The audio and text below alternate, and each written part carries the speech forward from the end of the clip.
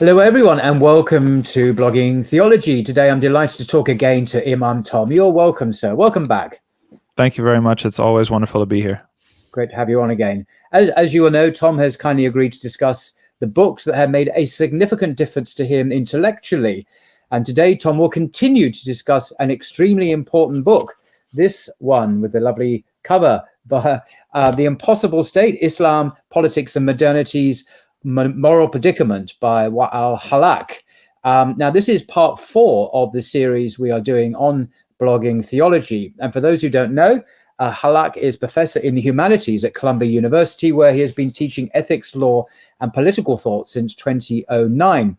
He is considered a leading scholar in the field of Islamic legal studies and has been described as one of the world's leading authorities on Islamic law. So over to you, sir.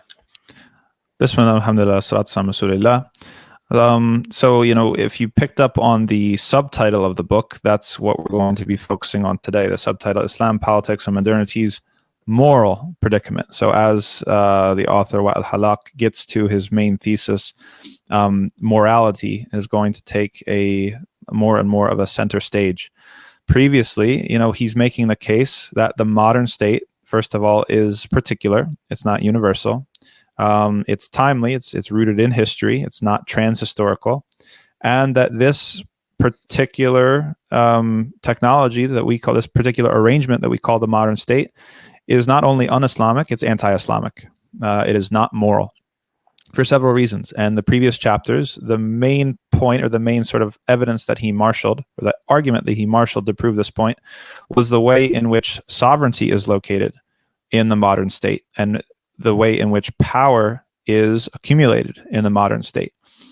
When it came to all types of pre-modern arrangements, not just the Sharia, but all pre-modern arrangements of law and morality, etc., there had been some sort of ultimate authority that existed above the state, to which the state could be held accountable to. Yeah. However, sovereignty is, in the modern period, only invested in the state. There is no authority above the state and its law, and thus there's absolutely no accountability with it. That was the first argument. Today, in chapter 4, Wael Hallaq, he marshals 2 other arguments to indicate or to demonstrate that the modern state is anti-Islamic and literally immoral. And the terms that he uses to refer to these 2 arguments, he describes the first as the rise of the legal. We're going to have to obviously get into what he means by that. And then the second is the rise of the political. Okay, so the ways in which these 2 categories are constituted, what they actually mean, according to Hallaq, is completely contrary and antithetical to Islam and the Sharia. So beginning with the rise of the legal, Hallaq traces the differences in conceptions of knowledge through the pre-modern to the modern period, and then shows how that affected different conceptions of law, hence the legal. And how this basically completely gives us a legal system that is at odds with the Sharia. So the developments, or the devolutions, if we want to, that occurred in the conceptions of knowledge on either side of the Enlightenment, on either side of modernity, has to do with what Hallaq refers to as the distinction. This is a main theme that he brings up in several of his books. When he refers to the distinction, he's talking about the separation between is and ought, the separation of what really exists versus what should be. Okay, and this is sort of, we could say, the systematic marginalization of morality, or the separation. Yes. Just a pause on that that twin description there. Is, and in the book he puts capital I for is and a capital O for ought. So is the empirical, this the state of reality, empirically we observe, or the state of play. The ought is the moral, the imperative, what should be the case, the ethical, and so on. And this split, he thinks, in the modern world between the is and the ought. So I just want to re-stress that, because this binary is a key point that he makes in this chapter 4, by the way, of the book, is what we're talking about today. Sorry. Yeah, and one way in which you can observe this, one of the many ways, is our concept of what history is and what history should be. So if you go to the Greeks and you go to Herodotus and etc., right, that we call it history. We even call, the fathers of history, and yet their histories looked nothing like our histories today. They were not concerned with mere fact. They were not trying to describe, in the words of the famous historian, what really happened. They were more concerned with moral instruction. They were more concerned with what the reader was going to come away with. And the characters were even lionized or, demonized or etc. And certain points were omitted and certain points were even maybe exaggerated in order to highlight this moral imperative. Okay, so we call them histories as an anachronism. They're really not histories in the modern sense of the word, which is something that is strictly concerned with fact, upon the philosophical assumption that that would even be possible in the first place to focus on fact without any sort of values or normative sort of moral concerns involved. What are the shifts that are responsible for this change on either side of the Enlightenment or on either side of modernity? Hallaq points to the Enlightenment conception of the autonomous self, right? He also points to the split between sovereign man versus static nature. Many of the Enlightenment figures, they talk about nature as an object, inert, brute, dumb, even some of the Enlightenment philosophers called it. Whereas man was considered to have agency. That was one of the things that was distinguish human beings from nature. And therefore, according to the Enlightenment model, man was not just extracted from nature and separate from nature, but actually lorded over it, actually able to act on it as a subject acts on an object, manipulating, right, in complete control. Obviously, we've lived now the consequences on the environment that this sort of shift has brought about.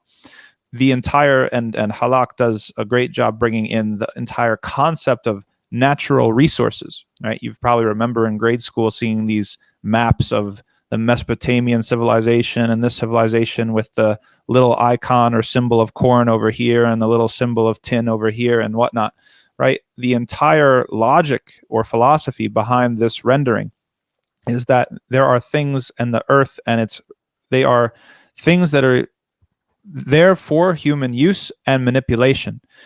And somebody could say, well, wait a second, we have that in Islam. Allah created everything for us, and that's true. However, the big difference, and this is the point here, is that in Islam, we don't have absolute sovereign ownership over these things. That our relationship to them is rather a stewardship, one that is with sort of expected values and ways and procedures and ways of relating that are built into the relationship, because Allah subhanahu wa ta'ala is the only one that has complete and absolute dominion and control. Ours is derivative and downstream, and therefore is imbued with moral concerns. How should we although what you say is, I think is absolutely right. In Christianity, with the biblical narrative, Genesis chapter 1, chapter 2, you also get the sense of stewardship of the creation, that mankind, Adam and Eve, were given stewardship. No, the creation wasn't there for us to ruthlessly exploit as an object, but part of God's good creation that we as moral agents were meant to benefit from, but also cultivate and so on. So this is not a uniquely Islamic, and you're not saying this, of course, it's not a uniquely Islamic understanding, but ironically in the West, it's been lost in the citadel of Christianity. Is precisely there or here that this insight has gone since the Enlightenment. So which is very tragic. Yeah, that's a really interesting point to think about, the ways in which Christianity has been modernized, and we mean that in a lamentable sense, right? Because now you have Christian arguments being levied forth, or Christian sources being marshaled or conscripted in order to supposedly prove the same sort of modern imperative of manipulating and abusing the natural world and these sorts of things. That's a very modern phenomenon, even if it's attempting to marshal the Christian tradition to that end. Right? This is a very, very Enlightenment mentality and an enlightenment attitude. So this is not just an ontological sort of reality, which means, how we are and the nature of our relationship, but it's also an epistemic one when it comes to our ways of knowing, right? And this is part of why the whole history example is significant, because knowing, the act of learning or studying about anything under this sort of value system, the Enlightenment value system, the distinction between is and ought, it's no longer about self-transformation. It's about transforming the world outside of you. It's about control. Knowing is to control something. And so the entire project of studying and of learning and of producing knowledge, and this gets us into Foucault and knowledge is power in a way that most people don't even realize when they say that cliche.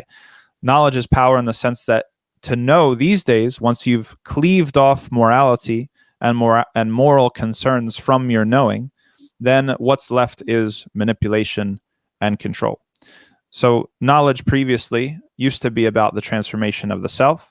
Now knowledge is about transforming the world outside of you, power and domination.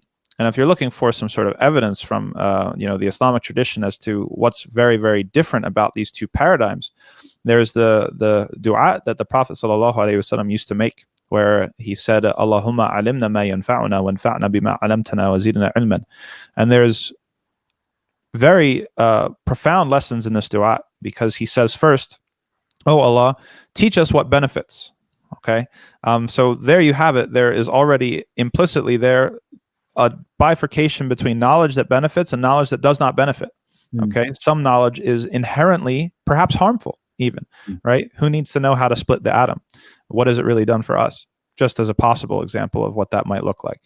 Then after that, he says, وَانْفَعْنَا بِمَا عَلَمْتَنَا, and benefit us by that which you taught us. Okay, which is a recognition that even knowledge that is inherently beneficial, if it's used improperly, might become detrimental. It might actually lose its benefit. So now there's sort of that active agency where you not only have to pursue knowledge that is beneficial and leave behind knowledge that is not beneficial, even detrimental, that you have to interact with it in a moral way.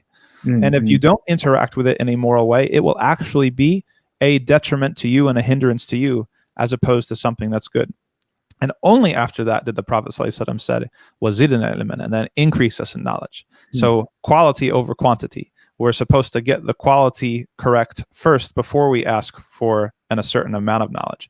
We could say that the modern idea of knowledge is completely the reverse. We're supposed to heap up and accumulate knowledge on things and not even let it affect ourselves, right? Hidden in that distinction between is and ought, another way to say it or to think about it is the separation of fact from value, right? So this gives rise to a couple different things. One of them is the pretense of objectivity. Okay, we have in science and in history the historical critical method being a chief culprit here. This sort of attitude that if we're only concerned about the facts and we sideline all moral concerns, then we are being objective. We are being neutral. We are dealing with things in a cool, level-headed manner, without realizing that this itself is a moral statement and a moral claim and a moral position. And it's a particular one rooted in a particular European Enlightenment framework of a particular autonomous self that is very antagonistic towards a sovereign God and everything that comes with that. Which is why you have people, if people need a little bit more boots on the ground analogy or example or illustration of what this looks like, you have people that study Islamic studies departments, right? They study the Quran, they study the Hadith, they study the Sirah, they study the Fiqh, and they have even impressive knowledge of manuscripts and impressive knowledge of Arabic, and yet, where is their belief?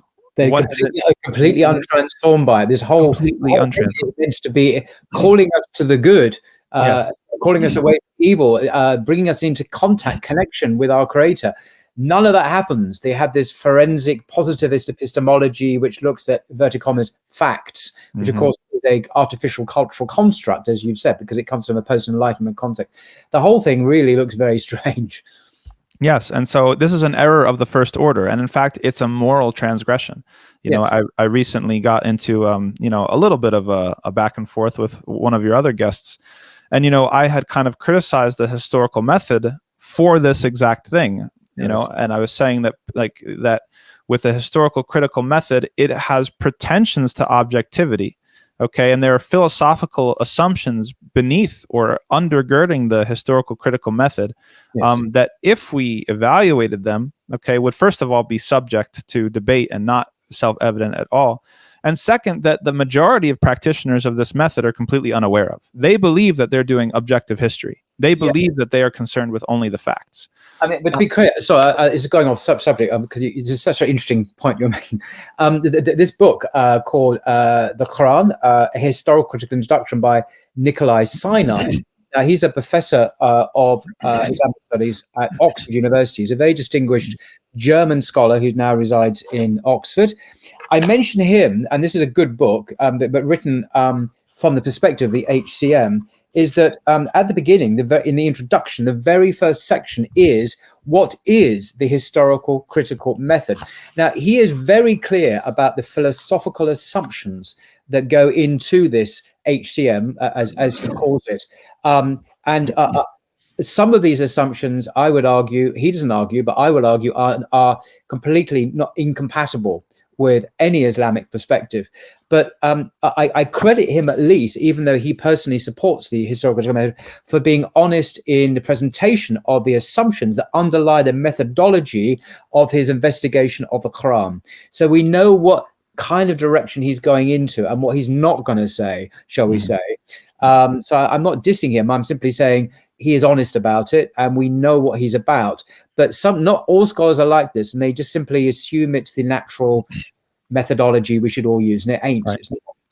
Well, I'll go ahead and respectfully diss him, because my point, which I wasn't a guest on the channel. Don't diss him. No. I mean, I'm tongue in cheek. Like, it's not 100%, but so the pushback that I receive is like, no, point to this particular individual and others like him that admit, that they understand the philosophical sort of, undergirding of their assumptions and their method and things like that.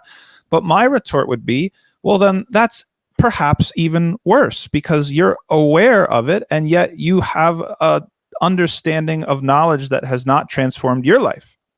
Right? This is, you can take your descriptive power, and, what does your descriptive power do for you at the end of the day?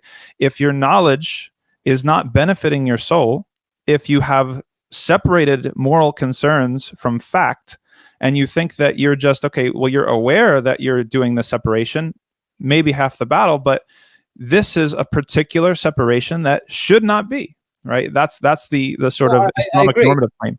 No, right?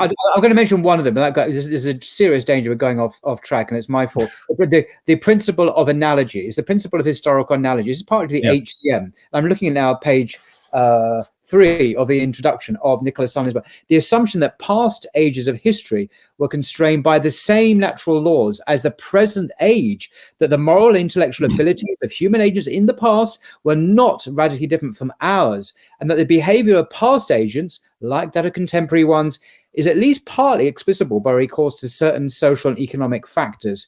Now, without going into this, I mean, what this means is, by the principle analogy, today we don't have prophets who foretell the future, who bring revelation to mankind. We just don't. You agree with that? We all agree on that. Therefore, by the principle analogy, we didn't actually in the past either, because we don't have miracles today, allegedly.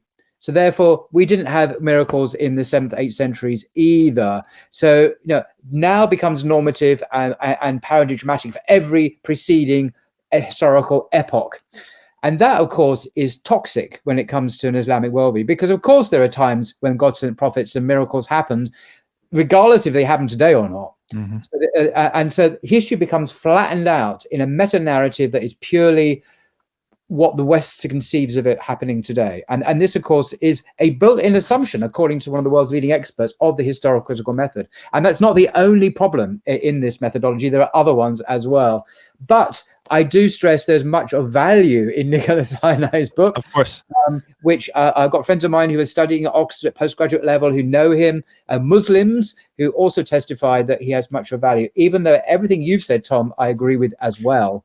let me put a positive spin on it. If you're astute enough to realize the philosophical underpinnings of your paradigm, then you should also interrogate the separation between fact and value that is at the base of them. Right. Because if one is claiming that there is a certain descriptive power that is useful, instrumentally useful to this historical critical method or whatever method that we're using that's based off of this distinction between fact and value, my pushback is that you are re-entrenching a paradigm of knowledge or an episteme that separates between fact and value that is inherently antagonistic to Islam. And so if you're smart enough to do one, then I would encourage you to keep pushing and interrogate that as well. No, good point. Good point. I'm sorry to have diverted us from your. Oh, that was lovely. Actually, I need to get that off my chest. So you're passionate about this. By the way, folks may well know on your channel, which I'll put, Imam Tom. I was going to say this at the end. This commercial for you, but Imam Tom has a fantastic YouTube channel entitled Ithaca Masjid, which I will link to in the description below. He has a video, controversial video on the historical critical method, if you want to hear more of his views on this subject. Very good. And so we're tracing the shifts in knowledge. Okay, so that's what Hallaq is talking about. The shifts in knowledge. Knowledge used to be a unity between morality and fact. Okay, yeah. And even the morality took center stage because what people are doing and how they're sort of attaining virtue or attaining to the afterlife is the most important thing that's going on. Not how many planks were on Noah's Ark or this sort of thing. But the Enlightenment separates that. And therefore, since the Enlightenment separates knowledge, into fact on this side and morality on the other side, that affects how we conceptualize law. Yeah. And that results in what Hallaq calls the rise of the legal. And this is something that he is claiming is fundamentally opposed and antagonistic to Islam and the Sharia. So he goes to Hobbes and he talks about, Hobbes asserted that... Wait. Imam Tom. Hobbes. Who is this guy? Hang on. Wait. Who is Hobbes? I mean, you can inform. We have the tradition of you kind of providing the background info. I mean, he's one of the most famous political philosophers, in the history of the European tradition. Hobbes is not some dude in America who you met. We share a name. We share a name. It's true. That's about it, though.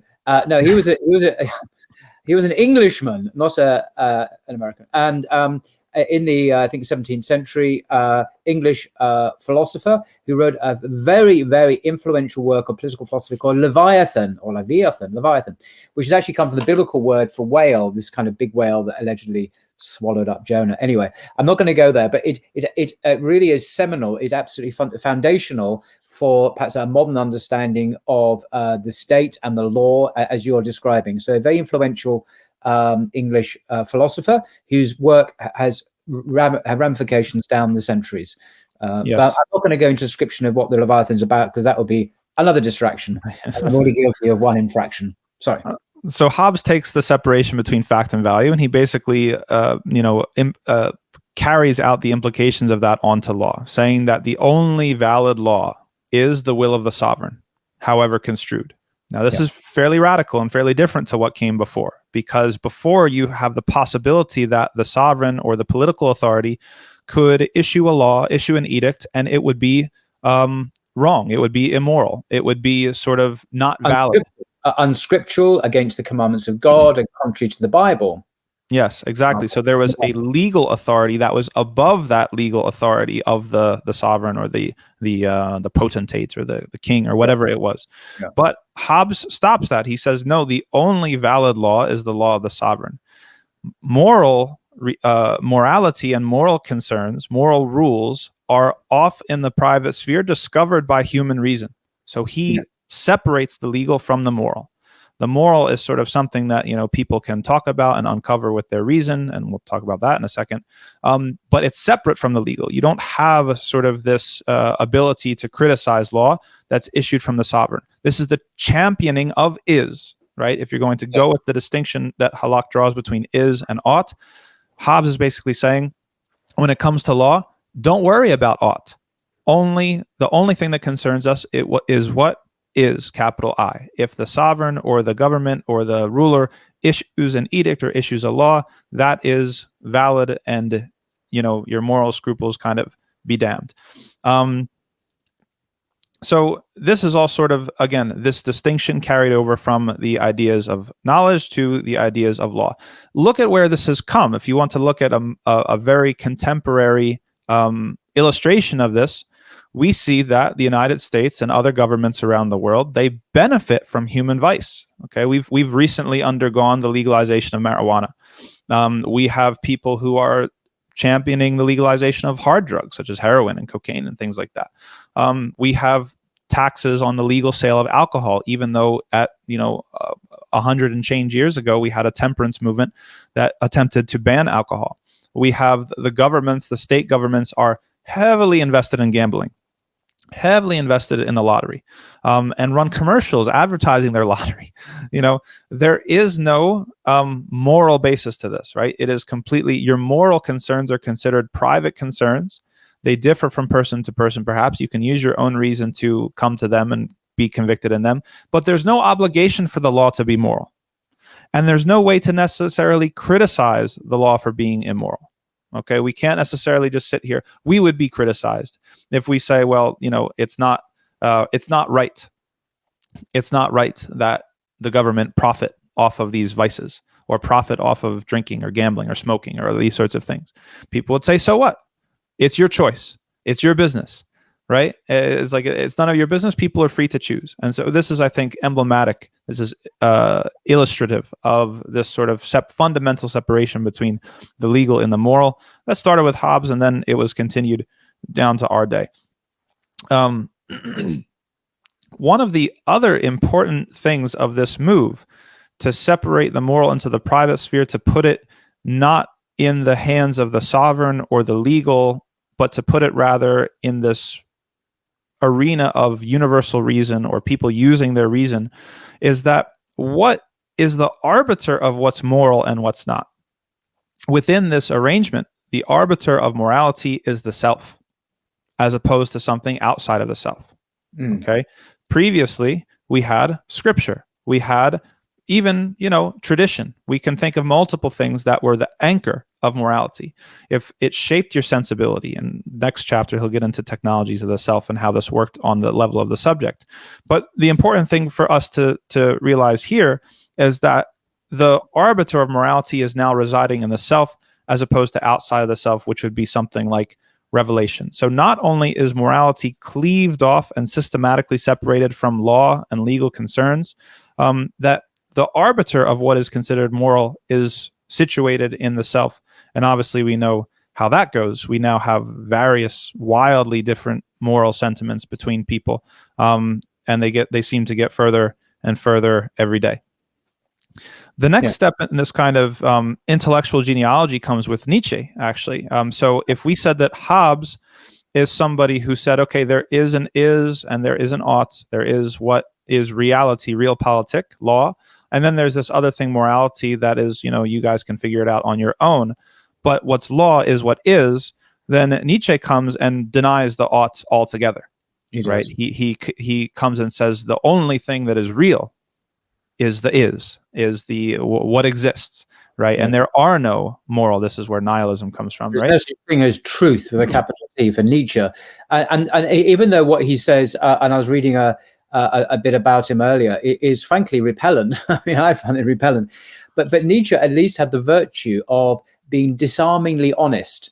He really worked through the implications of the trajectory that he saw at work in the world, in the West, around him, and said, look, this is what it means. This is where it's going. And he was a prophet of a kind, a secular prophet of the 20th century. Even though he died in 1900, the very beginning of the 20th century, he foresaw very accurately, I think, the rise of postmodernism and all of these things that Hallaq and yourself are discussing. So he has a kind of prophetic quality. I mean that in a very secular way, yes. But also a very, very toxic kind of ethos as well, I think. Well, like you said, he actually followed the distinction to its logical end, which a lot of people weren't really willing to do due to either residual Christianity or residual sort of morality. There's a lot of interesting commentary I've heard from Arabs about how, a lot of Arabs in the nations that underwent rule by the Ba'ath Party, there's a certain population within the Arab world that looks back fondly on those days. And some people have, because they were industrializing and the education was good and there was stability and prosperity. Saddam Hussein built hospitals and roads and infrastructure. Exactly. Yeah. But people have also pointed out that, well, that's true, but that's not necessarily attributable to the secular characteristic of the rule. It's also attributable to the residual Islamic morality and ethos that was assumed in that society at that time. Yeah. So we still had this gravity, this anchor that was holding people back and holding order together and holding society together. As we've progressed through the decades and that sort of gravity and residue has been washed away, right, then we see that the same problems in those places, exist as in the West, and even sometimes in worse ways, right? Yeah. So there's this kind of interesting, yes. Yeah, sorry, I just want to say one final thing. My hobby horse, George Eliot, who's actually a woman called Mary Ann Evans in real life. George Eliot is probably one of the greatest English novelists of all time. She wrote a book called Middlemarch, which is a fantastic book, often voted the best English novel ever, actually. The reason I mention her randomly is because Nietzsche, or Nietzsche, as you call him, Nietzsche savaged her. Because they were alive at the same time. He was slightly later. Right, for her, because she was an atheist. Mary Ann Evans, George Eliot, was an atheist. And she was fairly open about it in Victorian society in the middle of the 19th century in England. And she met Charles Dickens once, and he was a Christian. But anyway, what Nietzsche savaged her for was, even though she was an atheist, her novels like Middlemarch and Mill on the Floss, etc., are infused with Christian morality, Christian ethos. And he said, look, you're parasitical, I'm paraphrasing now, you're parasitical on a Christianity that you explicitly disavow and believe to be false. You, George Eliot, must be consistent. You must work through your atheism and not produce novels that are basically Christianized or Christian icing on the cake. He thought that was disreputable, and he was very critical of her. So this is a kind of acidic effect that Nietzsche's philosophy has. But on the other hand, at least George Eliot was imbued with Christian morality, which ennobled and spiritually elevated her work, even though the metaphysics at the heart of it was empty, funnily enough. And so I think Nietzsche was being a bit harsh. Yeah, that's a really interesting connection. Yeah, Nietzsche was definitely the most consistent, we could say. He was consistent in his thought. So denying the ought entirely and saying the only thing that is real is what is. And therefore, the rules are, there ain't no rules, and you seize power, and it is what it is, and might makes right. And guess what? When Adolf Hitler came to power in 1932 in Germany, he was presented with a complete copy of Nietzsche's philosophy by Nietzsche's sister, and Nietzsche was embraced in many ways as the official philosopher of the Third Reich. And you can see why. Yeah, that's not entirely surprising. All right, so the usefulness of Nietzsche is that it shows how anti-Islamic this is at its core, right? And that anything, I think, short of Nietzsche is, again, they're pulling from somewhere else. They're pulling from either residual Christian morals or something or other, just to paper over the fact that the distinction that they've made between fact and value, between what is and what ought to be, is completely anti-Islamic on one hand and immoral on the other. Yeah. Even, Hallaq brings up the problem of translation. The word moral, right, is a very, very modern term, like religion, and he doesn't go into a full genealogy of the term such as Essed does in his works about religion. But this idea of what is moral, right, is a very, very new thing. In that it used to be so much more embedded in our ideas of what must be, that it was seen as inseparable from law, that it was already there together with our conceptualizations of how things should be. Similarly, the sort of anachronistic translation of the moral in Arabic as akhlaq, right? He criticizes that, and I think he's completely correct to do that. Is that it's anachronistic in the fact that, or in the sense that it only applies to this very modern sense of morality, etiquette, manners that is separated in a paradigmatic way from fact, from law, from these sorts of things. And that's not what the Sharia is about. And that's not what Islam is about, right? In fact, if you were to try to conceive of a definition of what the Sharia is, we could say that it is the unity of law in the modern sense of what law is, and morality in what the modern sense is. It's holistic. It's holistic and at every level, rather than atomistic, separating out ought and is, etc. Yeah. Yes, exactly. And so he calls it like a cosmological morality, right? It's baked into your ontology, your what is, right? It's baked into your ways of knowing.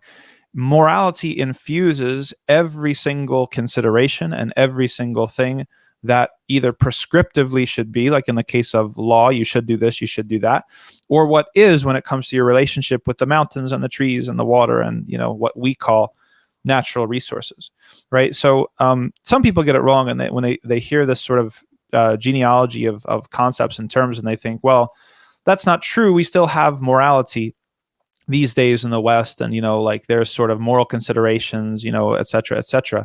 But they don't appreciate Hallaq's point that we're talking about a paradigmatic, right, morality, a morality that is so central and thick and deep in what we're doing that it's not even able to be distinguished from what is legal in the first place. That's what Hallaq is getting at, and that's his argument is as to what the pre-modern period was about, and also what Islam is all about. And that brings us to the lovely quote that both of us serendipitously had both planned on reading, but I would love if you could share it with us. Before we started the recording, I said to Imam Tom, I've got this great quote, and he said, it's not on page 89 by any chance. So I said, yes, it is. So we both alighted on the same passage. So I'm now going to read it as prearranged. It's quite a chunky, complex paragraph, but it is what it is. But I think it's a very good. Sometimes his writing does get above the his usual. So that's not much anymore. Paradigmatic modern law, he writes, is positive law, the command of the fiction of sovereign will. Islamic law is not positive law, but substantive, principle-based, atomistic rules that are pluralist in nature and ultimately embedded, this word again that you use, in a cosmic moral imperative. For Muslims today to adopt the positive law of the state, in other words, the Western understanding, and its sovereignty means, in no uncertain terms, the acceptance of a law emanating from political will, a law made by men who change their ethical and moral standards as modern conditions require. So we see morality constantly changing in the West as men see fit to change it by parliament or by Senate or whatever it is. It is to accept, he writes, that we live in a cold universe that is ours to do with as we like. It is to accept that the ethical principles of the Quran and of centuries-old morally based Sharia be set aside in favor of changing man-made laws that have sanctioned nothing less than the domination and destruction of the very nature God has given humankind to enjoy, with moral responsibility. Back to Genesis 1 again. So that's me saying that bit. Whether to accept or not to accept is a question that only Muslims can answer for themselves. Our own point, however, is that, observed from a distance, Muslims have very little reason to opt for the modern state's law when they have enjoyed a legal culture that has insisted for more than 12 centuries on a law paradigmatically structured and fleshed out by an overarching moral source. End quote. That's page 89 of The Impossible State. Sometimes his prose is very elevated. Yes. So, and that's a wonderfully illustrative and representative quote of Hallaq's main point in this chapter, why the modern state is anti-Islamic and anti-moral, because its conception of law is completely different. Okay, law in the modern state is fundamentally, inherently, paradigmatically divorced from moral concerns. And a Muslim who believes in the normative Islam should want none of that, right? We should want a law that is, we can't simply just take on this modern state with its definition of law and expect that we're going to achieve something Islamic. Okay. I'm going to push back on this because I think there's a common sense objection to what he is saying and what you are saying. that the modern state is not against morals in that, the routine sense are in criminal courts in Britain and America and France and so on do operate or try and operate on the principles of justice. Now, justice is a moral virtue. So that if a criminal, steals something, I can go to court and I can ask for justice in punishment. Now that's a moral framework, but so that is real and exists in the West, and that's just one example. But Hallaq is making a slightly more philosophical point, but it'd be wrong to conclude, if anyone was concluding, by the way, that Hallaq is saying that the West doesn't have any moral compass at all in its legal or other institutions. He's not saying that. He's saying something slightly different, isn't he? Yes, yeah. So Hallaq is saying that basically the morality that exists within a modern state is minimalist. Okay, it's thin. It's calculated upon utilitarian logic. Okay, the example that you brought is good because we're talking about somebody hurts somebody else. Okay, that goes to court. But if somebody breaks somebody else's heart, right, like that's not a legal issue, right? Well, neither is it in the Sharia. Okay, but the point is that there's not a sense of aspiration when it comes to the moral perfection of the individual. There's only sort of a bare minimum of things that you should not do, right? Like that's the kind of conception of morality, and that's because it has been sidelined. It has been, marginalized in the sense that it's not the central domain, as Hallaq would say. It's not the central concern. It's not a systematic concern of the modern state. It's still there. It has to be there. Human life cannot exist without any sort of morality or no morality at all. But it's very much sidelined comparatively, like we're talking about quantitatively or qualitatively as well, with pre-modern forms of governance in which it was much more central, much more paradigmatic, much more there in your face. And it wasn't just about bare minimums and, you only get brought before the court, if you really, really messed up and did something bad, but there's a sense of aspiration, right? The government and the ruler and the entire society is geared towards producing a type of moral ideal, okay, that is based around concerns of morality and ethics and things like that. Yeah. Which is more of what he gets into in the next chapter 5. I think that the way you phrased it is just right. Actually. Just right. Yeah. So that brings us to, so again, that comes back to definition of law. Hallaq is saying that the definition of law has changed, and any sort of Islamic governance cannot accept the modern definition of law if it is to be truly Islamic. The second argument that he puts forth in this chapter is called the rise of the political. So he's going to make a very, very similar argument, but instead of focusing on the legal, he's going to focus on the political. That politics have also been separated from morality in a very systematic, paradigmatic way that has negative consequences that render the definition of politics according to the modern state as something that necessarily runs up and is an affront to Islam and the Sharia. He says that power in the modern state is the new God. Okay, that's his claim. And he says that based off of this idea of the distinction. If we're going to separate facts from value, we're going to separate what is from what ought to be, then what is politics? Politics is no longer geared towards what we were just saying, the production of a moral individual, the obtainment of salvation in the afterlife, right? Taking care of one's moral obligation to their creator and being a steward of God's green earth and doing everything that God would have you do. Now, in the modern era of the distinction, politics exists for its own sake, okay? Power, not morality, guides politics. This is what we could call the political age. If you look at the map, right, everybody from grade school, they have their map, and the United States is all one solid color green, and the UK is all one solid color purple. And that's the way that people are used to thinking about things. They're used to thinking about things through these nation states, and what that communicates to people, or the lines it gets them thinking along, are very identitarian, okay, as opposed to principle based. Okay, and we see, so people are going to be, they're constantly engaged if it's politics, and if politics is power, and if politics is divorced from morality, it's no longer about doing the right thing, adhering to principles.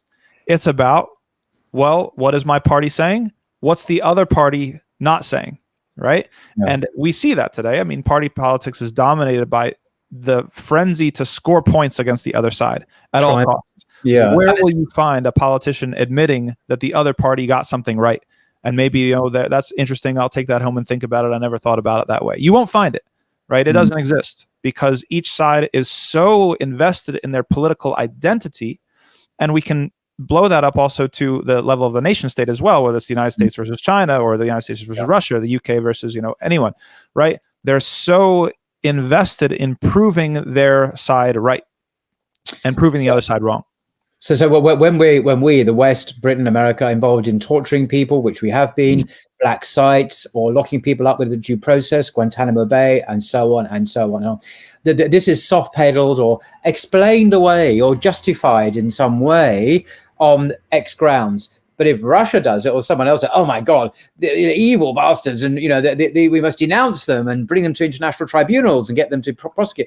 So you get this very lopsided sense of we're not dealing with justice as a principle that is applied as such, but in a very partisan way. But I want to mention another example. Even I remember when I was very, very young, politicians, political leaders in the UK, if they had discovered to commit adultery, as some were forced to resign on principle. Because if they couldn't be trusted with their wives and their neighbors' wives, then how could we entrust them with ruling the country? Now that changed. I don't remember when, but I do vaguely remember it did change when it was decided that the so-called private affairs of someone, and Islamically there's some point to this, but there's not quite what I'm getting at here. If someone had committed adultery, it became known that was not a resigning offense. But what would be is if they committed financial irregularities, if they committed fraud, for example, that was seen as a resigning matter, but not infidelity or sleeping around or adultery. So here we have, as you put it, the minimalizing of ethical standards to the absolute minimum. So now you can be a philanderer, you can be a person of disreputable character. It doesn't really matter, as long as it's not to do with financial irregularities, you can keep your job as a government minister. And that was quite consciously done, that decision, in I don't know, 10 years ago or something. Yeah. No, it shows, the residual sort of Christian values, I think, that we're still holding on for a long time. But it also shows our assumptions about, again, fact and value, what is real and what's not. Because at the end of the day, what's real is the economy, right? What's real is science. Those are fact. Whereas morality is, oh, well, you have, you use your reason and you believe in your beliefs and your religion. I believe in my religion, and we can be different. Maybe you're a swinger.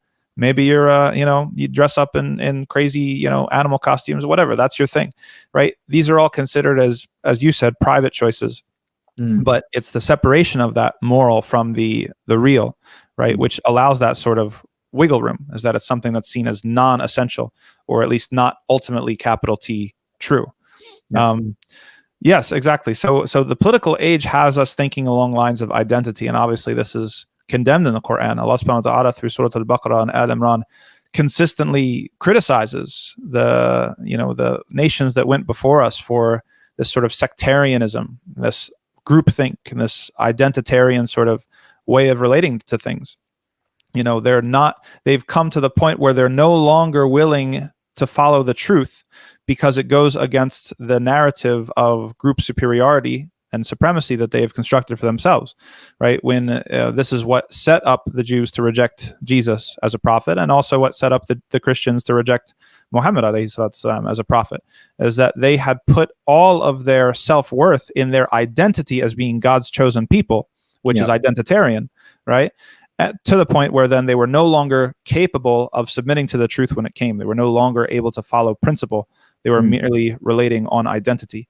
So that's the name of the game now. When we have the colors on the map, it gets you to identify with the color. And identification is the main point, I think, of Hallaq in this part of the book, is that the nation, well, there's two things going on. One is that colored map gives you a sense of all-pervading ownership. Okay, so the state owns everything inside of that territory. Right. Even if the map is not the terrain, in reality, we have wild forests and places nobody has even been, where no human has even walked. And yet the map tells a different story. The map implies that the state controls and owns and possesses all of it. And then the second thing is it gets us again to think about ourselves through that identity, and that identity is the citizen of the nation state. The nation becomes a way of life. And that's, we see that with the sense of what is French, right? Sure, you're more familiar than I am with that, with things that are seen to be against French values or for French values or emblematic of Frenchness, and the hijab is not French, right? In the United States, we talk about the American way, right? Pulling yourself up by the bootstraps and rugged individualism and this sort of frontier mentality. Every nation has its own sort of, ideas and stories and myths. But the idea that the nation is more than just a government, or that the state is more than just a government, it's the representation of a nation, and that nation is a way of life. It gets you to identify with that state in new ways, unprecedented ways, Hallaq says. Is that before, if we're talking about the Abbasids or the Umayyads, right, the average person is not identifying with their government in that sort of way, in that with that sort of thickness, right? They're not ready to go to war and sacrifice their lives for the Umayyads, for the Umayyad dynasty, right? They're willing to go to jihad. They're willing to defend their family. They're willing to defend their homeland, maybe their tribe, right? But to be called through the logic of a nation state and be said that your way of life is under threat, right? And you go to American political history, this is a common theme, right? With 9/11 and before it with the Vietnam War and all the sort of things throughout the Cold War and even World War II. The common refrain is that your way of life is being under threat. What is that way of life? It's considered to be represented through the nation and governed and protected by the state, right? This is very different than just showing up and voting. Okay, the state makes more demands on you than that. It asks you to identify yourself with it, and thus to be ready to sacrifice and pay the ultimate sacrifice for it when the time comes. So Hallaq talks about conscription, right? Sacrifice for the purpose of the state, not for God, not for homeland, not for family, not for principle, but simply for the state. The state said that this is what we're involved in now. It's us against them. It's the good guys versus the bad guys. You have to pay the ultimate price. You get conscripted, you get drafted. Draft dodging is punishable, right? Like, in the United States, we had this famous sort of period of our history in the Vietnam War when the draft was taking place, and everybody from that generation, my father's generation, has their own stories related to the draft. And some people fled the country because they didn't. Muhammad Ali famously, of course, yes, to the draft, shall we say, on very, very publicly in a very principled way, saying, well, these people aren't my enemies. Why am I required to go and kill these people? Right. What have they done to me? It was quite disarming, his argument, actually. But he was punished, of course.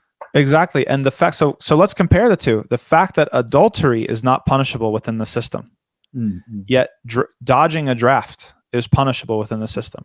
That illustrates all that we need to know about the point that Hallaq is making between what politics has become in the modern state. There is no purpose higher than the state. It's for its own sake, its own interests, national interests we talk about all the time, right? Everything within international relations, it's all about, well, that's against our national interests, or we have national interests over here. It's a supposedly self-evident justification for whatever you're doing. Very different from considerations of morality. Well, what if your natural interest is completely immoral? Literally nobody's going to ask that question. It's national interest to open Guantanamo Bay, to lock up lots of people who we've kidnapped off various streets of the world, lock them up forever, and never bring them to trial, never give them rights. It's in the national security. That's the other same thing. Yes, national interest, national security justifies. It can justify anything by this magic wand, which suddenly makes it legitimate and accepted. Yes, exactly. And so we compare this with something pre-modern like jihad, for example, and we see that they're completely different, right? Because there's no punishment in the Sharia for dodging jihad, right? If somebody was going to stay home and say that they were sick or lie or flee, right? There's no Sharia punishment for dodging jihad. And so this is another sort of illustrative point. It's like, look at how the sense of politics is supreme. Okay. And it's been divorced from these moral sort of constraints, at least from the perspective of the modern state. They were constraints where they actually kept it in check. They're an extremely important balance to making this thing have a purpose. Now it's not a purpose. It's not purposeful anymore. It's merely just for its own sake, whatever the modern state deems as good and true and right and justifiable. Like you said, if we have to torture, we torture. If we have to use an atom bomb, we use an atom bomb. If we have to, use depleted uranium bullets, napalm, nerve gas, chlorine, whatever it is, if it's for national security, killing our own citizens, right? It's happened with drones. It's happened, right? Creating a registry for Muslims. It happens, right? If it's in the interest of national security, that's enough to make it good. That's enough to make it right. There's nothing that's a moral argument that you can say that would really, yes, there are moral criticisms of it, but they don't have the teeth that the idea of national security and national interests have. If it did have the teeth, then we would be able to take it to court and say, look, this is immoral. And then the judge would be like, oh yeah, you're right. Actually, it is kind of immoral, right? They talk about morality. If you read the opinions of the Supreme Court justices, they will talk about morality. There is residue there of morality, but it's not systematic. It's not paradigmatic. It's been marginalized. It doesn't have the ability to trump, the national security concerns. No pun there intended, of course. You emphasize this word Trump and overriding. Sorry, I couldn't resist that. That's exactly. And so this is what Hallaq wants us to see, and I guess we'll end on this. Just as the definition and the conception of the legal changed from pre-modern life to modern life, and that definition or conception of legal sidelined what is moral. And if you're a serious Muslim and you want Islamic governance, you cannot just accept that definition of legal. Right. It's un-Islamic. He says the same thing for politics. If you're interested in Islamic governance, you cannot simply adopt the nation state, because the nation state has a conception of politics that exists for its own sake. So it will continue if you make, the Islamic nation of, Thomastan tomorrow, right? But if it's really a nation state, it's really a modern state behind it, it will seek to preserve itself for its own sake, despite moral concerns, despite Sharia concerns, right? Because the whole idea of politics is the modern idea of politics. It's been divorced from morality in a systematic, paradigmatic way, and therefore is completely un-Islamic and immoral. Gosh, that's a very strong ending. And we've been discussing this book, The Impossible State, Islam, Politics and Modernity's Moral Predicament, emphasizing very much the subtext there of the moral predicament. I would also like just to mention his other books. This is Hallaq's other books, The Introduction to Islamic Law, which is apparently very good. I've not read it yet. And I've not read this one either. This is on my to-do reading list. Restating Orientalism, a critique of modern knowledge.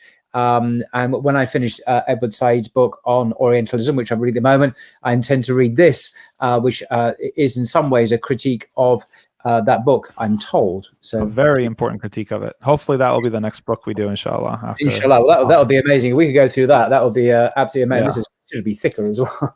Yeah.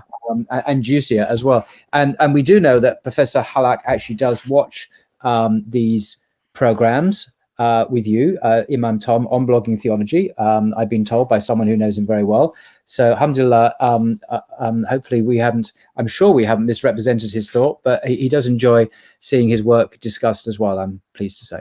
Alhamdulillah. I'm not sure I'm supposed to mention that publicly, but I don't think it's a big secret, but he does. Alhamdulillah. Good. Well, thank you very much indeed, Imam Tom, for your time. And I know what you say is enormously popular with the viewers and appreciated. So alhamdulillah, thank you very much indeed for that. And until next time. My pleasure. Look forward to it. Take care. Bye.